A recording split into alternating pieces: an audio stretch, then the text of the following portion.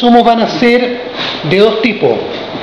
Uno va a ser en relación con los temas, los vacíos estos que no teníamos a raíz del video, va a ser con el contexto, explicar un poquitito el contexto de ¿qué pasa, Jorge? Siéntate, po. El principio del volumen con la masa.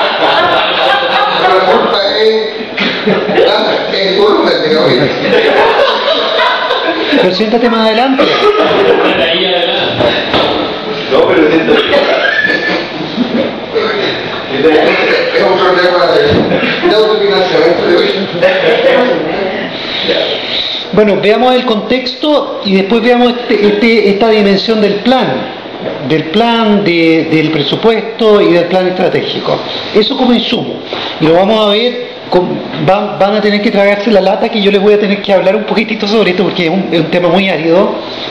Pero yo creo bien útil, y después vamos a verlo de forma aplicada, vamos a ver cómo se hace un presupuesto, básicamente, ¿no? Y yo les voy a contar también cómo se hace una planificación estratégica, para que después lo podamos practicar. Esa es la idea. Entonces yo preparé un ejercicio de simulación donde lo vamos a poder aplicar preparando una planificación estratégica. ¿Ok? Y eso es lo que vamos a alcanzar a hacer hoy día. Marco internacional, nacional y legal de la formulación de proyectos, ¿no? Esto ya nosotros nos ha quedado súper claro, ¿no? Hay acá, no sé si llamarlo cierta fuerza, no sé si llamarlo, no sé, cierto destino, no sé, no nos importa eso, pero claramente hay una tendencia a que los proyectos tiendan a ser cada vez más racionales, claramente. O sea, demandan mucho más trabajo, preparar un proyecto, la prefactibilidad, colocar un tema, el tema del monitoreo, colocar otro tema dentro. Todo lo que hemos conversado nos está indicando de que los proyectos actualmente son parte como de un proceso que es mucho mayor de desarrollo nacional y de desarrollo internacional. Entonces por eso es súper clave entender el contexto. Al entender el contexto nosotros también entramos en sintonía con un poco el signo de los tiempos, ¿no? De hacia dónde podemos nosotros orientar nuestras buenas ideas para desarrollar proyectos. Bueno, y en este sentido yo también creo que hay que hacer un poquitito de historia. ¿Alcanzan a ver ahí? ¿Sí? Ustedes se acordarán, por lo que han visto en otros cursos, en sus estudios anteriores, o lo que les tocó vivir, ¿no? A mí me tocó vivir muchas de estas cosas, la liberalización de las políticas, ¿no? Ustedes recordarán que en Chile esto ocurrió en los 70, en el resto de América Latina ocurrió en los 80, 90, hubo reformas muy drásticas que cambiaron básicamente la relación entre el Estado, la economía y la sociedad, ¿no? El Estado, hubo políticas de liberalización, de reducir la presencia del Estado, las políticas de subsidiariedad, etcétera, ¿no es cierto?, de fortalecer al sector privado, abrir los mercados, liberalizar. En el caso de Chile, más acentuado incluso que en otros países de América Latina, convertir a Chile en un país exportador, un país muy internacionalizado, muy globalizado en el mundo, ¿no? Eso lo tenemos claro. Y se acabó con un modelo anterior, que era un modelo más bien de un Estado muy fuerte, presente en todo orden de cosas, un Estado además industrializador, pero un Estado además que un Estado de bienestar, en todo el sentido de la palabra, ¿no? Ahora, esta liberalización ha entrado en una fase de cuestionamiento también, porque ha generado una serie de desequilibrios, ¿no? Y lo vemos todos los días por el tema de los estudiantes, un desequilibrio, claramente, pero tenemos otro desequilibrio en el tema medioambiental, ¿no? A propósito a propósito de lo de Mariela, ¿no? Del agua, el tema del norte, muchos de los problemas que tienen que ver con el agua son problemas medioambientales, porque las empresas se están instalando, están sacando toda el agua y nos están dejando, digamos, en zonas especialmente como Petorca, que tienen poca agua, ¿no? Los agricultores, pequeños y medianos agricultores, ¿cómo pueden si no es a través de pozos? Pero resulta que si te están sacando el agua a la gran empresa, las napas, ¿no? Que no se recuperan fácilmente, especialmente en esa región, bueno, entonces tenemos de que se están generando cuestionamientos respecto a este tema. Se está generando cuestionamiento de Hidroicentro, por ejemplo, ¿no es cierto? Un gran proyecto, un megaproyecto, ese diríamos es como modelo de proyecto en el sentido de que vincula el ámbito internacional, grandes empresas transnacionales que están ahí metidas en esto, ¿no? Endesa, entre otras. Está el ámbito nacional, el Estado chileno el que está sometiendo a un proceso de evaluación este proyecto, están las empresas chilenas, está la sociedad civil, o sea, estamos todos ahí, ¿no? Está todo en ese proyecto. ¿Y qué es lo que estamos viendo? Que ese proyecto está dando origen a una serie de cuestionamientos de lo mal que funciona el marco, ¿no?, institucional ambiental que se ha instalado en Chile desde el 2009 en adelante, los vacíos tremendos que tiene ese marco regulatorio, la serie de irregularidades a que podría dar origen cuando se evalúan proyectos ambientales, ¿no?, en todo el sistema de impacto medioambiental, pero también por todos los efectos que puede generar un proyecto de esta naturaleza en términos de técnicos, digamos, que también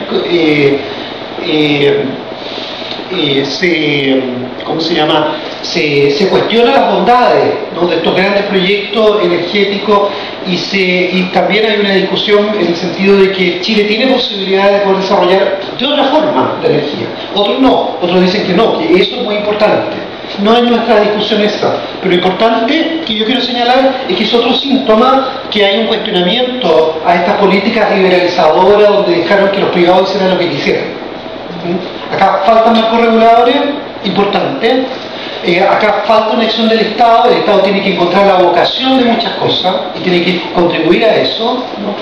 Y entonces, ¿qué es lo que está ocurriendo para los efectos de lo que a nosotros nos interesa, más allá de la discusión particular de cada uno de estos proyectos? Yo lo percibo claramente una cierta reversión. Estamos no volviendo hacia atrás, sino en el sentido de que se está demandando que el Estado asuma un rol mucho más, diríamos nosotros, de líder, ¿no?, de articulador, de orientador, un Estado preocupado por lo público, no como un notario malo que deja que haga todo lo que quiera, ¿no?, y que firme lo que quiera, sino un estadista, digamos, ¿no?, que está preocupado del bien común, de la solidaridad, de eso en conjunto con el crecimiento, con la equidad, un Estado que realmente cumpla sus funciones tal como lo necesitamos nosotros, ¿no? Todos los chilenos, latinoamericanos, esto ocurre en todas partes del mundo. Y se ha detectado que en este contexto hay una serie de desarrollos que son muy complicados y que, de cierta forma, para nosotros generan una ventana de oportunidades, porque hay muchas cosas por hacer. Necesitamos más Estado en ese sentido que yo le decía, pero también necesitamos mucho más lo que veíamos los dibujitos, el emprendimiento, la innovación, pero hacerlo bien, planificadamente, ordenadamente, estudio de prefactibilidad, información rigurosa, todo eso, ¿ya? En áreas donde estamos viendo que el crecimiento o está mal focalizado o es insuficiente, o es un crecimiento que da lugar a estructuras dualistas, no dualistas, o a una heterogeneidad increíble en el territorio, por ejemplo. En todos los territorios en Chile, en todas las regiones nosotros tenemos una heterogeneidad impresionante, grandes empresas, modernas, con todo tipo de tecnología, etcétera, y tenemos por otra parte, ¿no es cierto?, sectores del territorio que o están sufriendo efectos negativos de esos mismos desarrollos, o bien se están quedando rezagados, o bien faltan oportunidades de desarrollo. Entonces, el crecimiento que hemos tenido hasta ahora, a pesar de los indicadores macroeconómicos que citan muchas veces los economistas, al parecer es insuficiente, claramente insuficiente. De hecho, en nuestro país, lo podemos decir, hay muchos chilenos que no están recibiendo los beneficios de esto, ¿no? sea, de hecho, las protestas y todo lo que estamos viendo ahora es un indicador claro de esto. Aplicando rigurosamente, esto no es ideología lo que yo estoy diciendo, ¿no? Aplicando rigurosamente el principio de que un proyecto se evalúa por sus resultados, debe ser bueno pero adecuado también, ¿no? Para tener resultados y que lo beneficien. Si nosotros aplicamos ese criterio al crecimiento, claramente hay déficits. Claramente hay déficits. Claramente hay sectores que están muy postergados, muy vulnerables, hay muchos temas que tienen que ver con el crecimiento que no tienen buena solución. Y ahí hay un nicho muy importante como ventana de oportunidades para corregir ese crecimiento. En el mismo tema ambiental que dábamos el ejemplo anterior, bueno, también se puede ver positivamente proyectos que incluyan al medio ambiente, pero en términos positivos, de darle sustentabilidad. Les doy un ejemplo. En Chile casi no se ha desarrollado, ¿no? Todo lo que es los modelos y los proyectos de otros países de sustentabilidad de los bosques, que es una cosa maravillosa, porque el bosque, Chile tiene muchas reservas de biodiversidad, ¿no? Y los bosques son no solamente importantes desde el punto de vista del recurso de la madera y la renovación de la madera, como muchas veces se toma solo económicamente, también el bosque va ¿cómo se llama?, eliminando CO2, ¿no? Y es un mercado eso también, ¿no? Y uno lo puede argumentar desde el punto de vista de la sustentabilidad. El bosque también permite hacer muchas cosas en el bosque, permite sistemas productivos que son más armónicos desde el punto de vista de la relación entre economía y ecología, cuestión que se ha quebrado. Entonces hay un nicho en esto, no lo veamos como apocalíptico, tiene su lado apocalíptico en el sentido de que la bolsa anda mal, o la economía anda mal, o hay muchos sectores sociales que la verdad no están recibiendo beneficios. Pero también veamos este lado de todas las oportunidades para precisamente formular proyectos y desarrollar proyectos. Jorge. No tiene que ver con la huella de carbono, ¿no? Digamos, Sí. no sé si está institucionalizado, no como ignorancia sobre el tema, de que se iba a crear cada país una cuota. O sea, ¿cómo se puede transformar rentable la generación de CO2? Lo que pasa es que se ha ido formando... Exactamente, mira, acá hay dos cosas, para no desviarnos mucho del tema. Primero, es que este tema ha ido dando lugar a un régimen internacional. Esto es internacional, es decir, hay un conjunto de principios, de acuerdos, de tratados internacionales que obligan a los países. Ese es un punto. Ahora, en ese contexto de estas obligaciones, ¿no?, ha habido convenciones internacionales, acuerdos internacionales, donde los países se han comprometido a disminuir sus emisiones. Ahora, pero también se ha desarrollado un mercado para que quienes, por ejemplo, emiten más emisiones puedan, qué sé yo, esa externalidad negativa de su propia economía, compensarla por vía de ayuda para el desarrollo, o bonos especiales, o por ejemplo hay uno que contamina menos y podría contaminar más y vende ese derecho, ¿no? Y eso se ha relacionado con temas como la deuda, el endeudamiento de los países para poder solucionar ese problema de los países en vía de desarrollo, en fin. Entonces ahí hay muchas posibilidades, pero sobre todo desde el punto de vista de poder desarrollar proyectos. Esa es un área fértil, ¿no? Y se podrían hacer muchas cosas. La desigualdad social, otro tema tremendamente importante, y hoy día lo veíamos con algunos de los ejemplos que ustedes daban, ¿no? Cómo se pueden desarrollar proyectos innovadores, interesantes, que ayuden a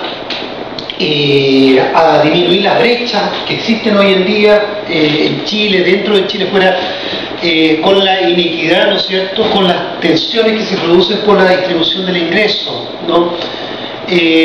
Esto no se alcanza a leer, digamos, pero yo se lo voy a leer. El 57% de la población mundial vive en países cuya distribución del ingreso se ha deteriorado, ¿no?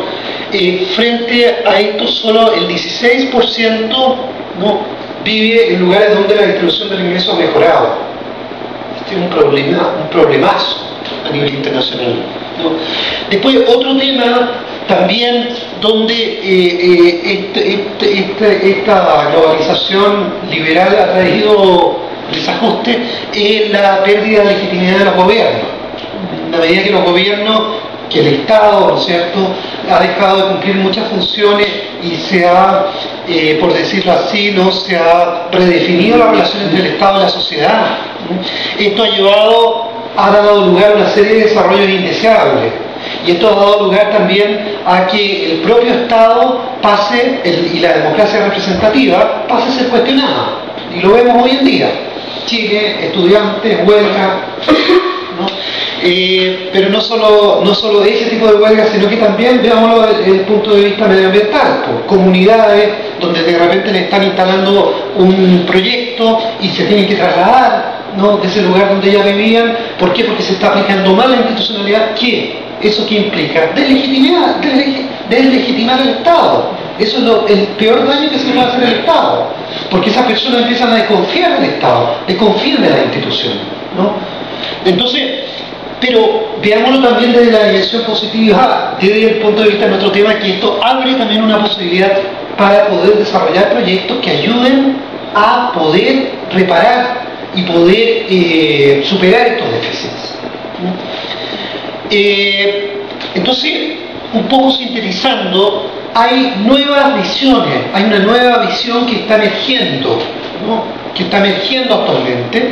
Estamos dejando ya en todos los países del mundo, y esto se está viendo en el orden internacional, de que haya solamente un mercado y democracia, así, sino que estamos yendo tal vez hacia un orden un poco más equilibrado, donde el Estado está también focalizando mejor su acción, regulando mejor, ¿no? Está también, a la luz de todos estos problemas, está como repensando su forma de actuar, ¿no? Antes, por ejemplo, el Estado hacía las cosas de forma muy vertical. Todo era súper vertical, en los ministerios, incluso en los municipios, ¿no? Y hoy en día cada vez más importante el tema de que el Estado se asocie, que el Estado no puede enfrentar solo problemas de esta naturaleza que son extremadamente complejos, ¿no? Que en un proyecto no puede ser solamente que lo desarrolle el Estado, que tiene que haber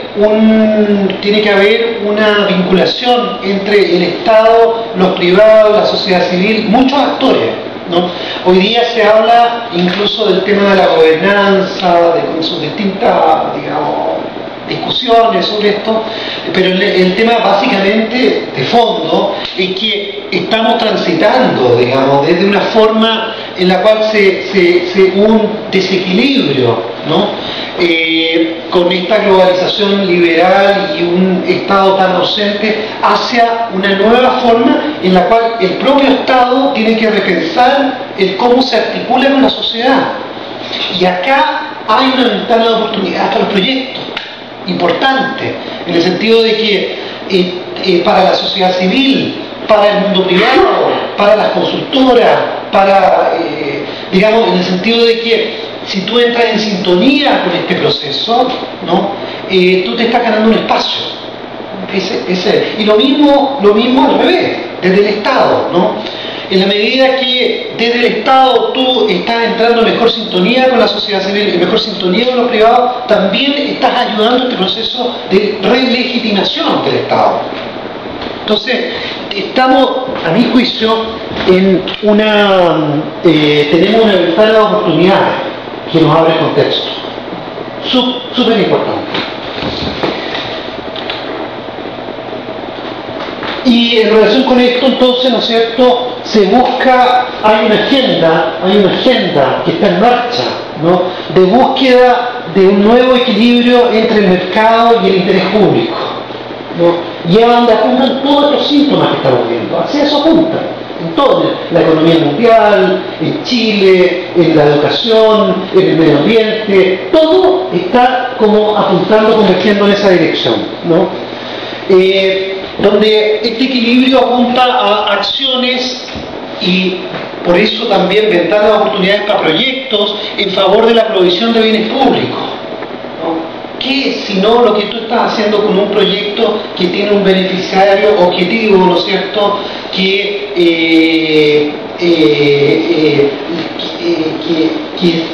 nosotros queremos que pueda producir mejor, o nosotros queremos que pueda desarrollarse con mayor autonomía, o nosotros queremos que pueda articularse mejor con el sector público o con el sector privado. Estoy pensando pequeños campesinos, por ejemplo, pequeños medianos campesinos.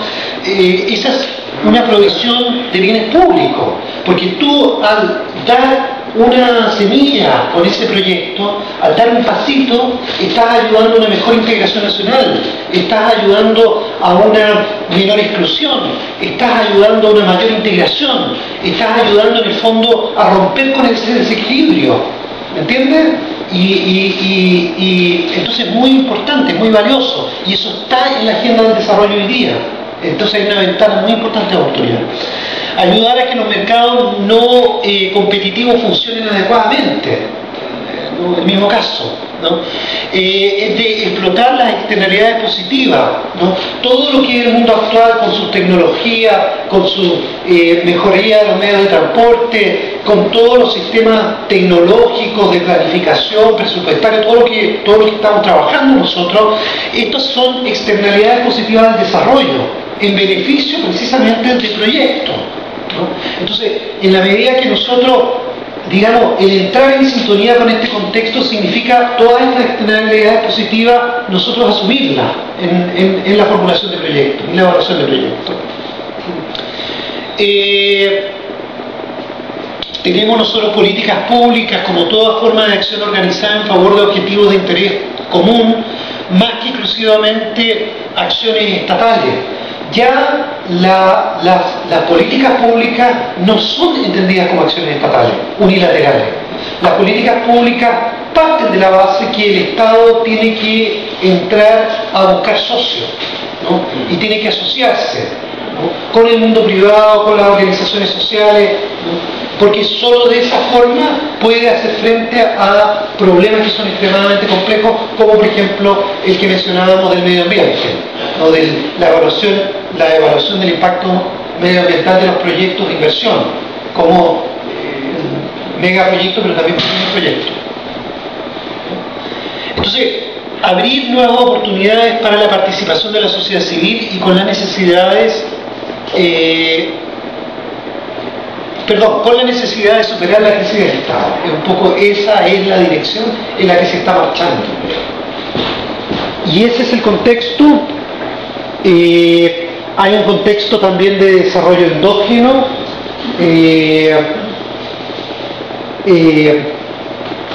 En la medida que nosotros tengamos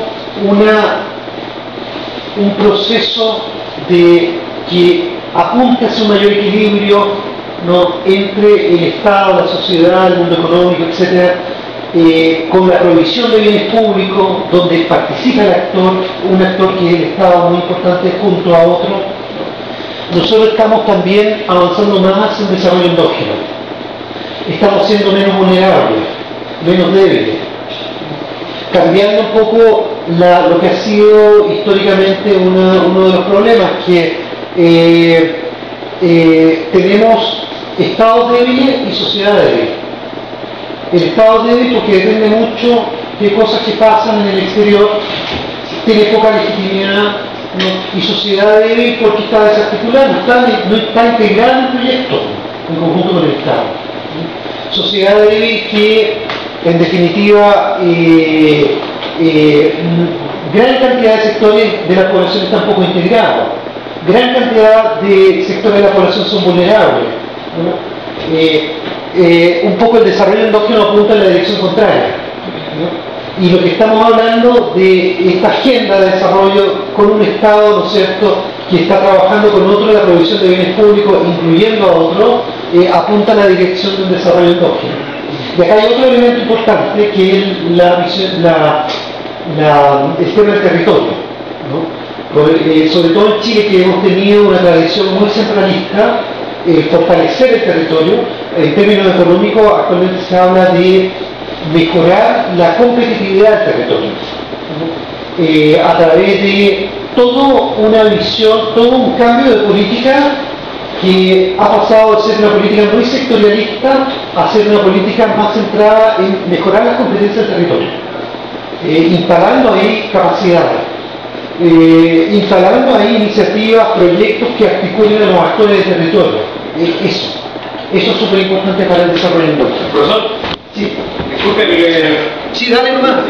quizás tengo una confusión por los conceptos, pero entendía el desarrollo endógeno como un desarrollo único y exclusivamente hacia adentro.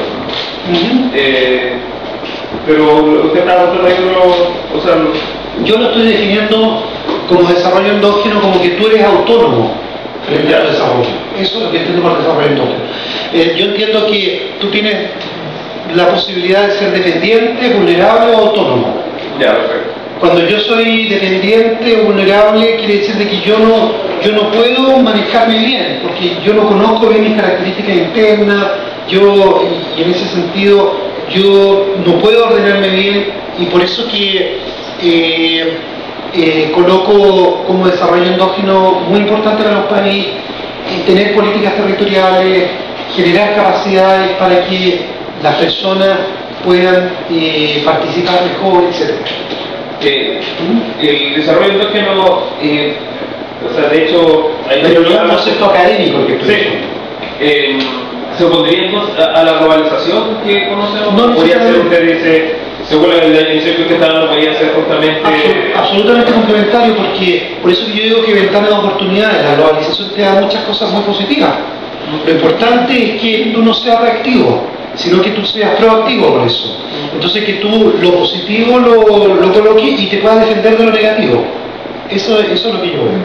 Entonces, en este sentido, el desarrollo endógeno va a ser que mientras nosotros tengamos territorios mucho más integrados, mucho con más competencia, para que los actores del territorio interactúen, ¿no es cierto? Y los proyectos beneficien esas interacciones, nosotros vamos a tener, por lo tanto, vamos a tener un mejor desarrollo endógeno y orientado hacia eso. Jorge. Un poco para regresar para dar un contexto, según tu concepto de desarrollo endógeno, ¿qué territorio se acercaría más, o qué país, o qué ámbito se acercaría más, según tu opinión, a este concepto de desarrollo endógeno? ¿Como modelo internacional?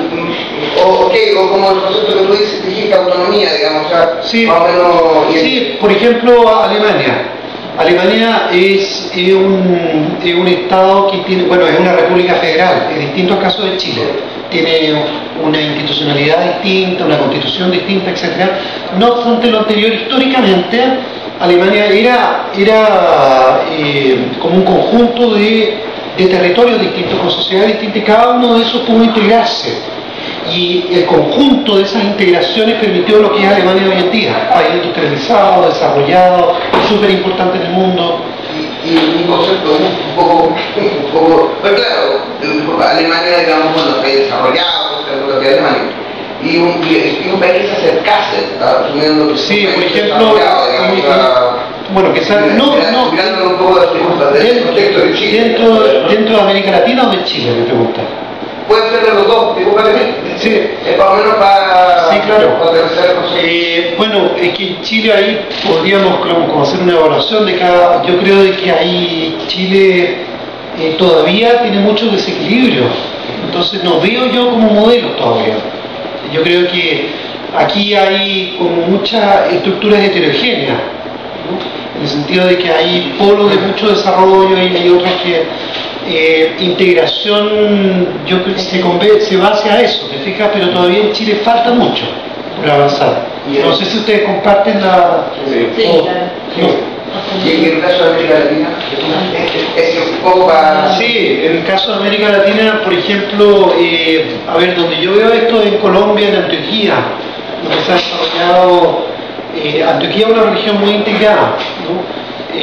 Ahí tú tienes como desarrollo sustentable, a pesar que Colombia tiene otros problemas, digamos, pero hay algunas partes de Brasil también, ¿no? Donde tú puedes ver que hay como desarrollo territorial y tú verías cosas positivas.